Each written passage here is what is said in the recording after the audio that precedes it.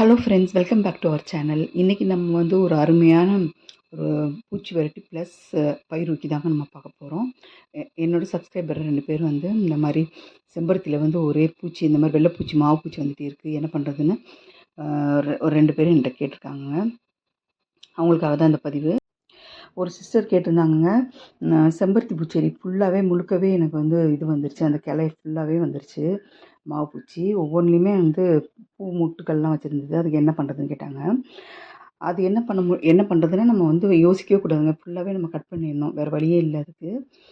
அதை ஃபுல்லாக கட் பண்ணிவிட்டு ட்ரிம் பண்ணி விட்டுட்டு, அதுக்கப்புறமா நம்ம வந்து வேர் பகுதியில் கூட இருக்கும் பாருங்கள், அந்த எறும்பு தான் நம்மளுக்கு வந்து அந்த மாவு பூச்சை வந்து எடுத்து வைக்குது. அதுக்கு வந்து நம்ம வேப்ப புண்ணாக்கு கொஞ்சம் வேர்க்கடியில் வந்து கொஞ்சமாக போட்டுக்கணும். அதுக்கப்புறமா நம்ம வந்து இந்த ஃபெர்டிலைசர் ரெடி பண்ணி கொடுக்கணுங்க. இந்த மாதிரி இலை ஃபுல்லாக அந்த கிளைகள்லாம் நனைகிற அளவுக்கு நல்லா ஸ்ப்ரே பண்ணி விடணும். இங்கே பாருங்கள், எறும்புலாம் இங்கே ஓடிட்டுருக்கு. அடியில் வேர் வரைக்குமே எறும்பு இருக்குது. அந்த எறும்பு தாங்க எடுத்துகிட்டு போய் வைக்குது. அதை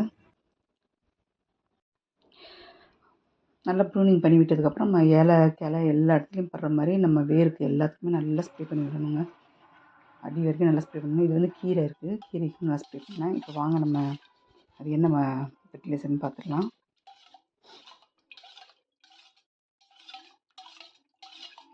இது என்னென்னு பார்த்தீங்கன்னா, 10 நாளைக்கு முன்னாடி வந்து ஒரு புளிச்ச மாவு இருந்துச்சுங்க, பழைய மாவு. அதையும் கொஞ்சம் கழனி தண்ணியும் நல்லா சேர்த்து மிக்ஸ் பண்ணிவிட்டு, அதில் கொஞ்சம் அதை அப்படியே ஒரு 4 நாள் விட்டுட்டாங்க. அது புளிச்சதுக்கப்புறமா நான் வந்து கொஞ்சம் நாட்டு சக்கரை போட்டு நல்லா மூடி வச்சுருந்தேன். ஒரு 10 நாள் ஆகிடுச்சுங்க. இப்போ வந்து நம்ம அதை நல்லா வடிகட்டிடலாம். அந்த மாவுலலாம் சின்ன சின்ன துணுக்குகள்லாம் இருக்கும், அதனால நல்லா வடிகட்டிட்டு நம்ம ஸ்ப்ரேயரில் சேர்த்துடலாம். சேர்த்துட்டு இப்போ வந்து நம்ம இன்னும் கொஞ்சம் தண்ணி கலக்கணும். மாடியில் போய் தண்ணி கலந்துட்டு நம்ம ஸ்ப்ரே பண்ணிடலாங்க எல்லாத்துக்கும்.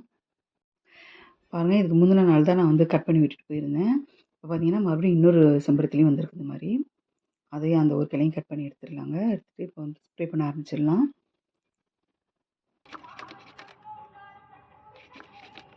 நம்ம சேனல் இது வரைக்கும் சப்ஸ்கிரைப் பண்ணாதவங்க சப்ஸ்கிரைப் பண்ணிக்கோங்க. வீடியோ முழுமையாக பார்த்துட்டு வீடியோ பிடிச்சிருந்தா லைக் பண்ணி சப்போர்ட் பண்ணுங்கள்.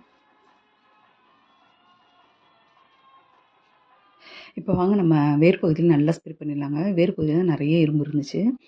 அந்த வேர் பகுதியில் இருக்க தண்டு இருக்குது பார்த்திங்கன்னா, அதில் நிறைய எறும்பு ஓடி இருந்தது. அந்த எறும்பு தாங்க எடுத்துகிட்டு போய் நம்மளுக்கு மேலெலாம் வைக்கிது. அதனால் நம்ம அந்த கீழே இருக்க தண்டு, சைடு தண்டு எல்லாத்தையுமே நம்ம நல்லா ஸ்ப்ரே பண்ணிடலாம். அதில் வந்து நான் கொஞ்சம் வேப்பம்னாக்கும் கொஞ்சம் தூரில் போட்டிருந்தேங்க. இங்கே பார்த்தீங்கன்னா வெண்டைக்காய் பாருங்கள், ஒரு இலை ஃபுல்லாகவே சாப்பிட்ருச்சு. இதுக்கு நம்ம அடிச்சுக்கலாம், ஸ்ப்ரே பண்ணிக்கலாம். இது நல்லா பயிரூக்கியாகவும் இருக்குங்க, நல்லா பூச்சி வரட்டியாகவும் இருக்கும். இந்த கீரையும் நான் இப்போ தான் போட்டிருந்தேன். இப்போ தான் குட்டி குட்டியாக முளைக்க ஆரம்பிச்சிருக்கு. அதுக்கும் ஸ்ப்ரே பண்ணிக்கிறேங்க. அப்புறம் லெமனுக்கும் ஸ்ப்ரே பண்ணிக்கிறேன். இந்த மாதிரி கத்திரிக்காய் செடி எல்லாத்துக்குமே ஸ்ப்ரே பண்ணிக்கலாம். இந்த ஃபெர்டிலைசர் நம்ம ஸ்ப்ரே பண்ணும்போது நம்மளுக்கு பூக்கள் கொட்டுற பிரச்சனை கூட சரியாகுங்க. ஏன்னா இது நம்ம 10 நாள் புளிக்க வச்சுருக்கோம். நல்லா புளிச்ச வாசனை வருது பாருங்கள். இதில் ஸ்ப்ரே பண்ணும்போது அப்படியே புளிச்ச வாசனை நல்லா வருது. கத்திரிக்காய் செடி எல்லாத்துக்குமே நம்ம ஸ்ப்ரே பண்ணிக்கலாங்க. வீடியோ பிடிச்சிருந்தா லைக் பண்ணி ஷேர் பண்ணிவிடுங்க. நம்ம சேனலை சப்ஸ்கிரைப் பண்ணிக்கோங்க.